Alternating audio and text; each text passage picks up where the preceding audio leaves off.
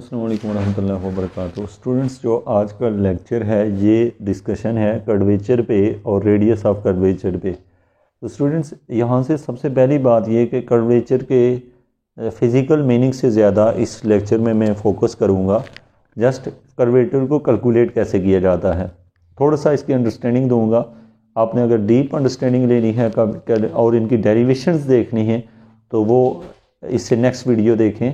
ये जो वीडियो है ये जस्ट कर्वेचर जो है उसके बारे में फ़िज़िकल मीनिंग्स और थोड़ा सा हम उसको टच करेंगे, और साथ में किसी भी टाइप का प्रॉब्लम दिया हो तो कर्वेचर कैसे कैलकुलेट करेंगे इसको देखेंगे। तो स्टूडेंट, हमारे पास जो प्रॉब्लम है वो ये है कि कर्वेचर क्या चीज़ है। तो हम कहते हैं किसी पॉइंट के ऊपर जैसे कि यहाँ पे हम कर्वेचर चेक कर रहे हैं तो किसी पॉइंट के ऊपर हम एक एंगल है अल्फ़ा और एस जो है ना आर्क लेंथ है, एस जो है यहाँ पे इसमें, तो वो बनने वाला एंगल अल्फ़ा और आर्क लेंथ के दरमियान जो है ये एंगल है अल्फ़ा और एस के। तो ये चेंज इन एंगल में जो चेंजिंग आ रही है पहले से जो चेंज हुआ है और आर्क लेंथ के हिसाब से, तो इसका जो मैग्नीट्यूड है उसे कर्वेचर कहते हैं। बहरहाल ये कि कर्वेचर जो है उसका फार्मूला हमारे पास ये है कि डी अल्फ़ा और डी एस, लेकिन हमें डायरेक्ट से ये यूज़ नहीं कर रहे होते। इसके अलावा आपसे मैंने ये नीचे फार्मूले लिखे हैं, 1 बाय 1 में आपको ये बता देता हूँ कि इनको यूज़ कैसे करना है, प्रॉब्लम को कैसे सॉल्व करना है। लेकिन रेडियस ऑफ कर्वेचर जस्ट आपने के कैलकुलेट करना है तो 1/k यानी उसका रेसिप्रोकल लेंगे तो वो उसका रेडियस ऑफ कर्वेचर निकल आएगा। अब हमारा जो मेन इस लेक्चर का पर्पज़ है कि how to find the curvature and radius of curvature, कि हमारा मकसद है कि ये दोनों चीज़ें निकालते कैसे हैं। तो स्टूडेंट, सबसे पहली बात ये कि अगर सवाल आपको इस फॉर्म में दिया हो जैसे y = 2x² + 3x, let suppose इस टाइप का है जिसको हम f(x) भी कहते हैं। अगर हमें क्वेश्चन में f(x) गिवन हुआ तो जस्ट हमने क्या करना है, अपने प्रॉब्लम को जस्ट उसका डबल डेरिवेटिव लेना है। जब वो क्वेश्चन का डबल डेरिवेटिव लेके उसको यहाँ पे सब्स्टिट्यूट करना है, यहाँ पे f" की जगह उसकी वैल्यू पुट कर देंगे, f' की जगह उसकी वैल्यू पुट कर देंगे। तो जब हम इसे कैलकुलेट करेंगे तो ये कर्वेचर की वैल्यू कैलकुलेट होगी। तो सबसे पहली बात कि मैं आपको जहन में बैठा देता हूँ कि कर्वेचर निकालने के टोटल कितने यहाँ पे तरीके बताए गए हैं। तो वो 4 हैं स्टूडेंट्स। पहला तरीका ये है, दूसरा ये है, तीसरा और चौथा तरीका ये है। अब हमारा क्वेश्चन ये होता है कि हमें क्या, पहला सवाल जो है, अगर क्वेश्चन आपको इस शक्ल में दिया हुआ है f(x) या y की शेप में, तो इन दैट केस आपने क्या किया, कर्वेचर फाइंड किया। और किस पैटर्न पे किया, इस फार्मूले से किया। अब ये फार्मूले में इन तमाम फार्मूलों में हम एक रिलेशन बनाते हैं। याद रखें इसमें ये सिंगल वेरिएबल फंक्शन है और इसको हम ऐसे कैलकुलेट करते हैं, ऊपर सिंगल वेरिएबल का डबल डेरिवेटिव और नीचे 1 प्लस सिंगल डेरिवेटिव का whole square whole power 3/2। Students, आप ये ज़रूर नोट करेंगे कि कर्वेचर निकालते हुए चारों के चारों फार्मूलों के अंदर हम नीचे टर्म्स के ऊपर, बेसिकली आप ये समझें यहाँ सब टर्म के ऊपर इंटरनल स्क्वायर भी होता है और बाय 3/2 होता है। जैसे आप यहाँ गौर करें तो यहाँ पे भी स्क्वायर है, यहाँ पे भी और 3/2 है बाहर। यहाँ पे देखें तो इसके नीचे भी, तो यहाँ पे भी स्क्वायर है, इस पर भी स्क्वायर और बाय 3/2 है, इस पर भी स्क्वायर है, इस पर भी स्क्वायर और बाय 3/2 है। दूसरी बात ये कि याद रखें कि यहाँ पे हर एक के बाहर एब्सोल्यूट, इसके बाहर भी है, इसके बाहर भी है, इसके बाहर और इसके बाहर। अब हमारा क्वेश्चन है कि ये फार्मूला कब यूज़ करना है, जब हमें सिंगल वेरिएबल फंक्शन दिया होगा, जस्ट उसे डिफ्रेंशिएट करके यहाँ सब्स्टिट्यूट करेंगे। अगर फंक्शन में जो f है वो इस फॉर्म में ना दिया हुआ, हमारा f अगर इस शक्ल का हुआ, जैसे कि f(x(y) = 2xy, जैसे यहाँ xy + x²y, यानी कि अगर फंक्शन xy की फॉर्म में दिया हुआ तो फिर हम क्या करेंगे, यहाँ से f(x) यानी f(x) आप समझते होंगे पार्शियल f और पार्शियल x को कहते हैं। ये वैल्यू हम कैलकुलेट करेंगे, यानी f(x) भी निकालेंगे, f(x) भी निकाल लेंगे, f(x(x) भी निकालेंगे, f(y) भी निकालेंगे, f(y)(y) भी निकालेंगे, f(x)(y) भी निकालेंगे। ये वैल्यू हम पहले ही कैलकुलेट कर देंगे। ये जब हमें f(x)(y) दिया होगा, ये वैल्यू उठा के स्टूडेंट्स हमने इस फार्मूले में पुट कर देनी है। अब जब फार्मूले को याद कैसे रखेंगे, आप याद रखें यहाँ एब्सोल्यूट वैल्यू है, फार्मूले में यहाँ आता है -fy का स्क्वायर और यहाँ पे आता है fy, यहाँ भी माइनस होता है, यहाँ पे भी माइनस होता है। यहाँ पे हमारे पास जो रिजल्ट है वो है माइनस एफ वाई का होल स्क्वायर है, और यहाँ पे भी एफ एक्स का होल स्क्वायर है, और साथ में क्या है एफ ऑफ एक्स एक्स है।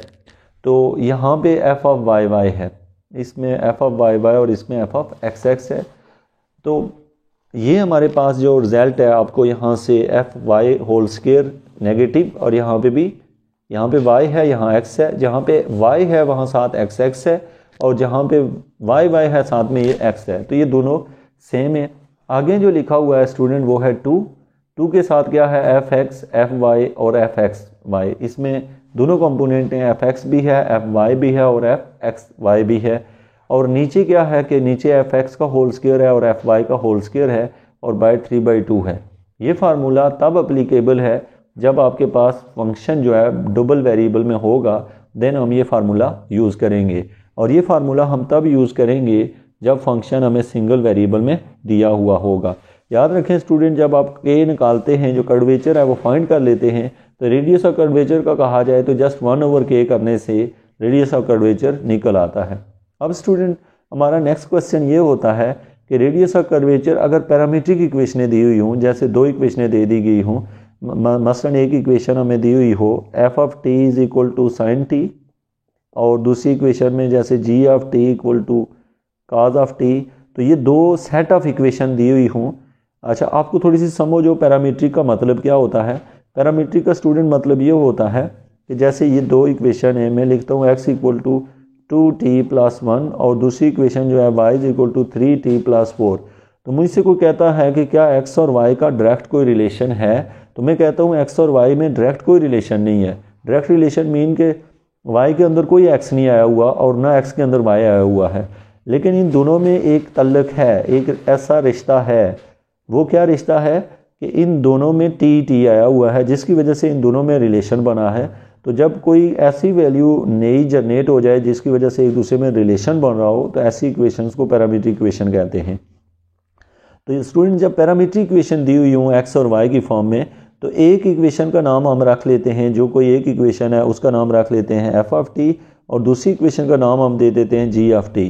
तो जो इनको फिर हम इन पैरामीट्रिक इक्वेशनों को एफ ऑफ टी और जी ऑफ टी को पहले हम क्या करते हैं, पहले एफ ऑफ टी का डेरिवेटिव लेते हैं और सिंगल डेरिवेटिव, डबल डेरिवेटिव, और फिर जी का डेरिवेटिव लेते हैं फर्स्ट भी और सेकंड भी।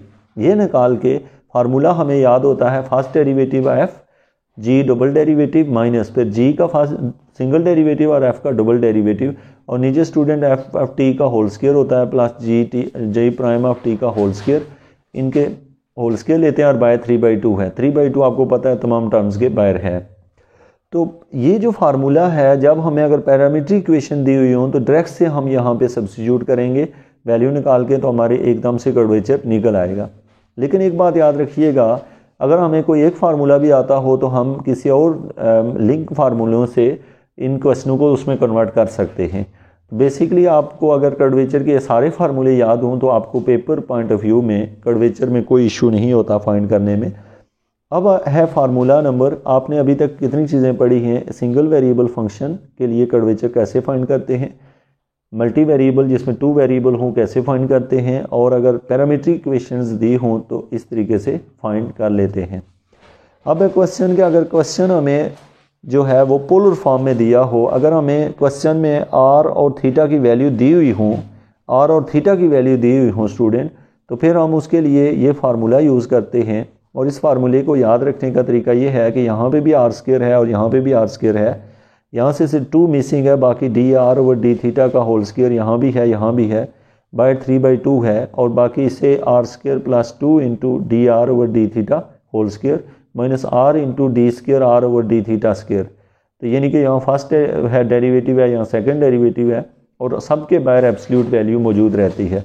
तो स्टूडेंट्स ये जो रिजल्ट हमारे पास आता है इसको हम यूज़ करते हैं। जस्ट हमें आर भी दिया होता है, थीटा भी दिया होता है, उसकी सम वैल्यूज़ दी होती हैं। हमने पहले D R over D theta निकालते हैं और फिर डी आर ओवर डी उसका सेकंड डेरिवेटिव निकालते हैं। याद रखें कि अगर इन फॉर्म ऑफ थीटा दिया हुआ है तो तब भी ये एक इक्वेशन से भी आप इसे कैलकुलेट कर सकते हैं, और थीटा की इक्वेशन दी हो तब भी।